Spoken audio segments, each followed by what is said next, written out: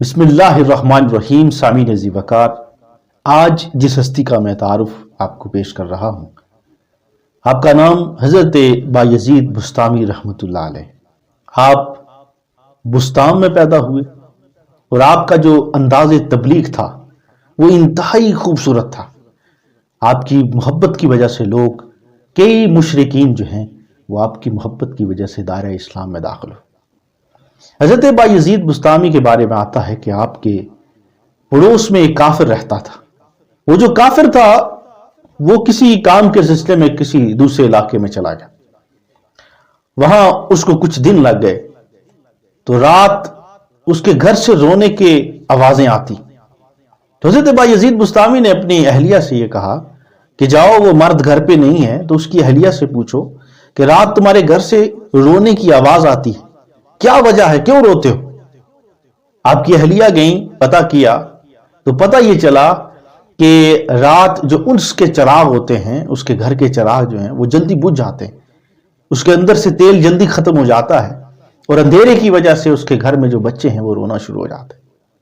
حضرت بایزید بسطامی رحمۃ اللہ علیہ نے اپنی اہلیہ سے کہا کہ اس طرح کرو کہ شام کو جو ہمارے چراغ ہیں، اپنے گھر کے چراغ ہیں، کیونکہ وہ اچھے تھے اور ان کا جو تیل تھا وہ ساری رات جلتا رہتا تھا۔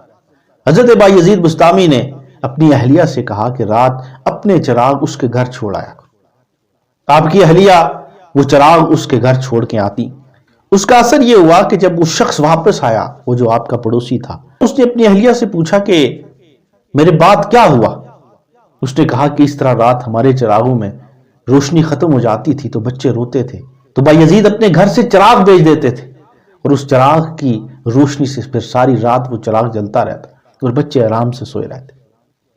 تو وہ جو کافر تھا، وہ جو آپ کا پڑوسی تھا، اس نے یہ کہا کہ جس گھر میں اسلام کا چراغ آ جائے تو پھر وہاں کفر کا اندھیرا نہیں ہونا چاہیے، آؤ چلتے ہیں اور دائرہ اسلام میں داخل ہو جاتے ہیں۔ حضرت جی وقار، یہ ان کی محبت تھی، یہ ان کا ایک طریقہ کار تھا، یہ وہی طریقہ ہے جو صوفیاء نے اپنایا۔ آج ضرورت اس امر کی ہے کہ ہمارا پہلا پڑوسی بھی مسلمان ہے، ہمارا آخری پڑوسی بھی مسلمان ہے، لیکن ہمیں اپنے پڑوسی کا خیال رکھنا اچھا نہیں لگتا، ہمیں اپنے پڑوسی کو تنگ کرنا اچھا لگتا ہے، ہمیں اس کو تکلیف پہنچانا اچھا لگتا ہے، اس سے بڑھ کر اس سے آگے جانے کی یہ خواہش رہتی ہے، یہ ہمیں اچھا لگتا ہے۔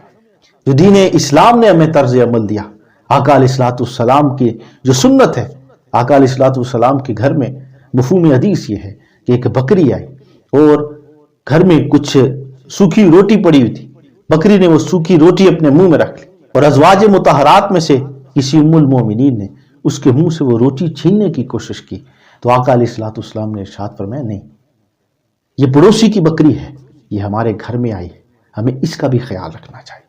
حضرات جی وقار، دین اسلام تو ہمیں یہ سکھاتا ہے۔